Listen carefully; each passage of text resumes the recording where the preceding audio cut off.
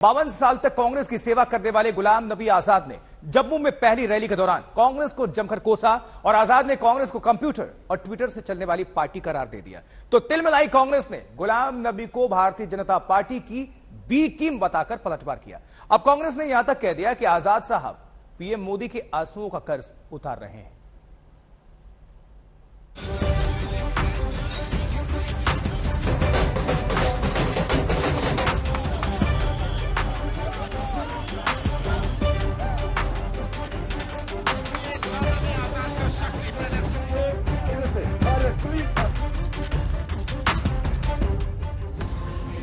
एक तरफ दिल्ली के रामलीला मैदान में कांग्रेस हुंकार भर रही थी, तो कुछ दिन पहले ही कांग्रेस से आजाद होने वाले गुलाम नबी जम्मू में गरज रहे थे। 52 साल तक कांग्रेस में रहने वाले आजाद ने जम्मू की रैली में कांग्रेस पर हमलों की झड़ी लगा दी। एक तरफ राजधानी दिल्ली में कांग्रेस पार्टी का हल्ला बोल जा रही है, तो वहीं दूसरी तरफ गुलाम नबी आजाद कश्मीर में, खासतौर से जम्मू कश्मीर को लेकर किस तरह से आगे बढ़ने की कोशिश कर रहे हैं। तस्वीरें आपके सामने है। माना जा रहा है कि आज ये गुलाम नबी आजाद, जो तकरीबन 50 सालों तक कांग्रेस पार्टी के नेता रहे, गुलाम नबी आजाद जो कांग्रेस के टिकट पर ही जीते और फिर मुख्यमंत्री बने, कई बार राज्यसभा के सांसद, लोकसभा के सांसद रहे, वो गुलाम नबी आजाद राहुल गांधी पर ही सबसे ज्यादा निशाना साधते हुए अपनी पहली रैली में गुलाम नबी आजाद ने कांग्रेस को कंप्यूटर और ट्विटर से चलने वाली पार्टी बता दिया।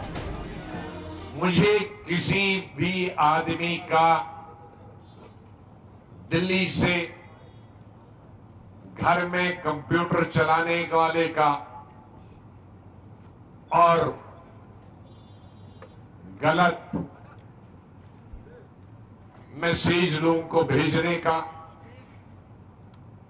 मैं उनकी तरह नहीं। मैं हमेशा जमीन से जुड़ा हुआ हूं।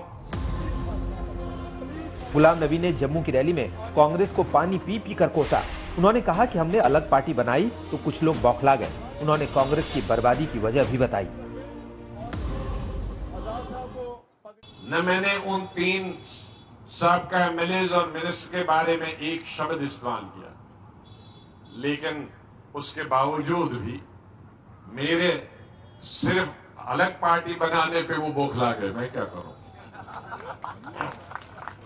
मैं नाम नहीं लेना चाहता। तो लोग आज मैं देखता हूं कांग्रेस पार्टी से जेल में जाते हैं, सुबह बस में ले जाते हैं और उसी वक्त डीजी वगैरह को फोन करते हैं या पुलिस कमिश्नर को, हमारा नाम बस लिख लिए, 1 घंटे में वापस छोड़िए। इसलिए कांग्रेस आगे नहीं बढ़ पाई। गुलाम नबी ने इशारों में कहा कि भले नई पीढ़ी कद्र ना समझे, लेकिन वो इंदिरा गांधी के लिए जेल गए थे। जब इंदिरा गांधी को 20 दिसंबर 1988 में पार्लियामेंट से बर्खास्त किया और सीधे तिहाड़ जेल ले गए, और मैंने जनरल सेक्रेटरी के नाते 5000 यूथ कांग्रेस के लड़कों का जुलूस दिल्ली के जामा मस्जिद से शुरू करके पार्लियामेंट की तरफ बढ़ा, लेकिन रास्ते में हम सबको गिरफ्तार किया और तिहाड़ जेल में छोड़ा। इंदिरा जी को 1 हफ्ते या 10 दिन के बाद छोड़ा, लेकिन हमें 20 अगस्त 1988 में गिरफ्तार किया और अगले साल जनवरी में छोड़ दिया, क्योंकि वो जमानत चाहते हैं। हमने जमानत नहीं लिया।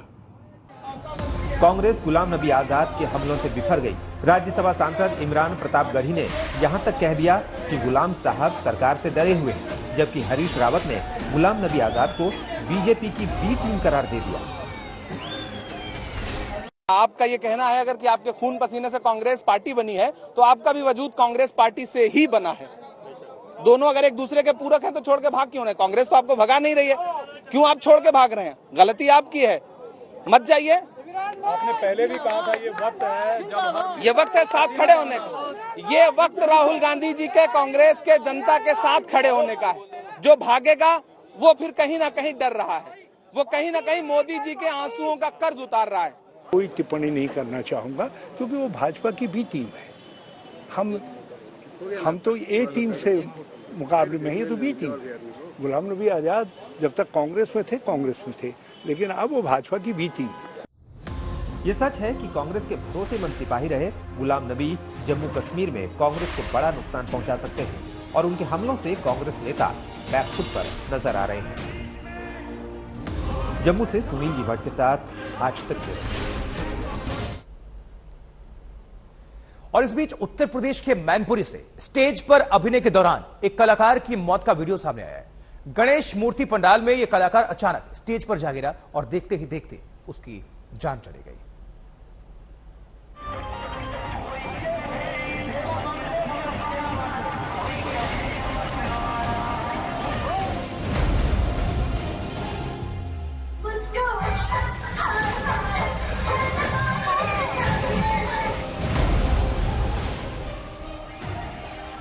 संगीत के तेज शोर के बीच ये मौत की शांत दस्तक की तस्वीरें। देखिए कैसे दबे पांव मौत आई और नाचते गाते शख्स को अपने आगोश में ले गई।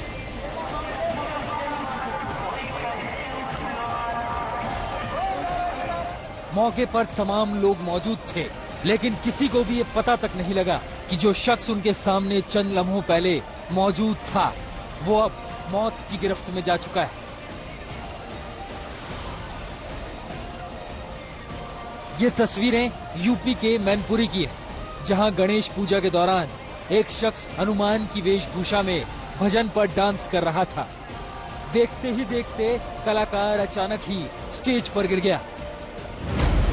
पास मौजूद लोगों को लगा कि ये उस कलाकार के अभिनय का ही हिस्सा है। यही वजह है कि काफी देर मंच पर गिरा ये शख्स तड़पता रहा, लेकिन किसी ने ध्यान तक नहीं दिया। जब लोगों को हनुमान का भेष धरे कलाकार के अचेत होने का अंदेशा हुआ तो आनन फानन में उसे अस्पताल ले जाया गया, लेकिन रास्ते में उसने दम तोड़ दिया। रवि शर्मा जी थे जो ये झांकियाँ का काम करते थे, साथ में अम्मी थे, उसमें मतलब नाच रहे थे, प्रसाद भी बांट रहे थे, तो अचानक ही वो गिर पड़े। क्या स्थिति है उनकी? अभी अस्पताल ले गए, अस्पताल ले के जाके रास्ते में खत्म हो गए।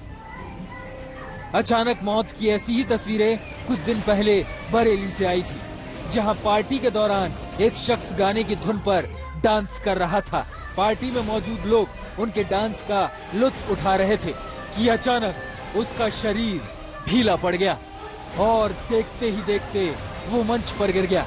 पार्टी में मौजूद लोग मंच पर आए तो पता चला कि उस शख्स की दिल की धड़कनें बंद हो गईं।